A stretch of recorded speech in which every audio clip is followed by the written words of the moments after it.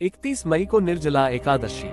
जानिए इस व्रत का महत्व, पूजा विधि और जलदान करने का मंत्र। निर्जला एकादशी 31 मई बुधवार को है। इस एकादशी का व्रत करने से सभी कष्टों से मुक्ति मिलती है। इस दिन जरूरतमंद लोगों को दान पुण्य करने का विशेष महत्व होता है। एकादशी पर गंगा आदि पवित्र नदियों में स्नान और भगवान विष्णु के पूजन का विशेष महत्व है।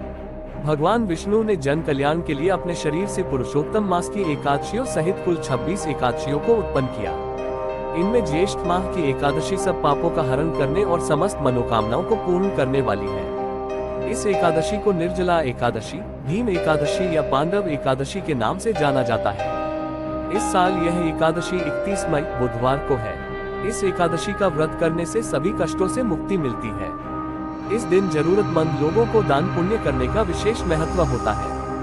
यह व्रत मन को संयम सिखाता है और शरीर को नई ऊर्जा देता है। निर्जला एकादशी का महत्व। इस व्रत को लेकर धार्मिक मान्यता यह है कि यदि आप पूरे साल एक भी एकादशी का व्रत नहीं करते हैं और निर्जला एकादशी का व्रत करते हैं तो आपको संपूर्ण एकादशियों का फल स्वतः ही प्राप्त हो जाता है और भगवान विष्णु की कृपा प्राप्त होती है। निर्जला यानी यह व्रत बिना जल ग्रहण किए और उपवास रखकर किया जाता है, इसलिए यह व्रत कठिन तप और साधना के समान महत्व रखता है। इस व्रत के प्रभाव से प्राणी जीवन मरण के बंधन से मुक्त होकर मोक्ष को प्राप्त करता है। निर्जला एकादशी के इस महान व्रत को देव व्रत भी कहा जाता है, क्योंकि सभी देवता, दानव, नाग, यक्ष, गंधर्व, किन्नर, नवग्रह आदि अपनी रक्षा और जगत के पालनहार श्री हरि की कृपा प्राप्त करने के लिए एकादशी का व्रत करते हैं। पौराणिक मान्यता के अनुसार इस एकादशी में ब्रह्महत्या सहित समस्त पापों का शमन करने की शक्ति होती है। इस दिन मन, कर्म, वचन द्वारा किसी भी प्रकार का पाप कर्म करने से बचने का प्रयास करना चाहिए। साथ ही तामसिक आहार, परनिंदा एवं दूसरों का अपमान से भी दूर रहना चाहिए। भक्तिपूर्वक इस व्रत को करने से व्रती को करोड़ों गायों को दान करने के समान फल प्राप्त होता है। निर्जला एकादशी की पूजा विधि। इस एकादशी पर गंगा आदि पवित्र नदियों में स्नान और भगवान विष्णु के पूजन का विशेष महत्व है।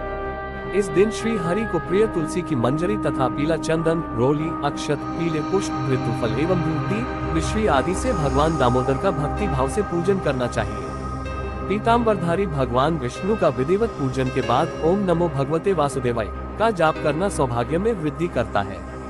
इस दिन गोदान, वस्त्रदान, छत्र, जूता, फल एवं जल आदि का दान करने से मनुष्य को परम गति प्राप्त होती है।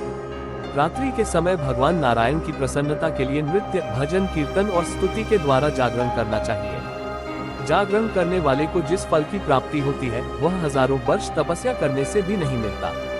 द्वादशी के दिन सूर्योदय के बाद विधि पूर्वक ब्राह्मण को भोजन करवाकर एवं दक्षिणा देकर तत्पश्चात अन्न व जल ग्रहण करें। जल दान करने का मंत्र।